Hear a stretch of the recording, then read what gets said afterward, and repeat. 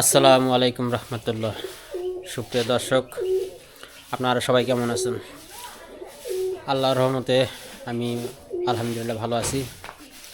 তো একটি বিষয় আপনাদের সাথে আজকে শেয়ার করতে যাচ্ছি। তো বিষয়টি হলো আমাদের গরু, যে আমাদের এবারের নতুন আমন ধানের নতুন খ্যার, এই নতুন খ্যার খেতেই চায় না। তো সকাল সন্ধ্যা খ্যারগুলো কুচি কুচি করে কেটে গুঁড়া দিয়ে মেখে দেই।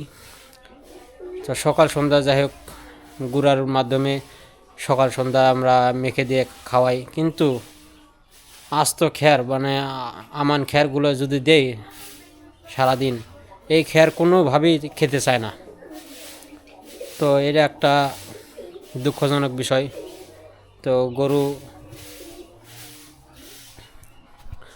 গরু যে খ্যার খাবে না, এটা একটা দুঃখজনক বিষয়। এই হলো আমাদের গরু।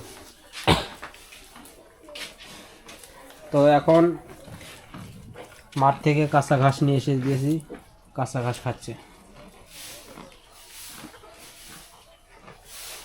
তো আলহামদুলিল্লাহ গরুর শরীর স্বাস্থ্য মোটামুটি ভালো আছে আল্লাহর রহমতে।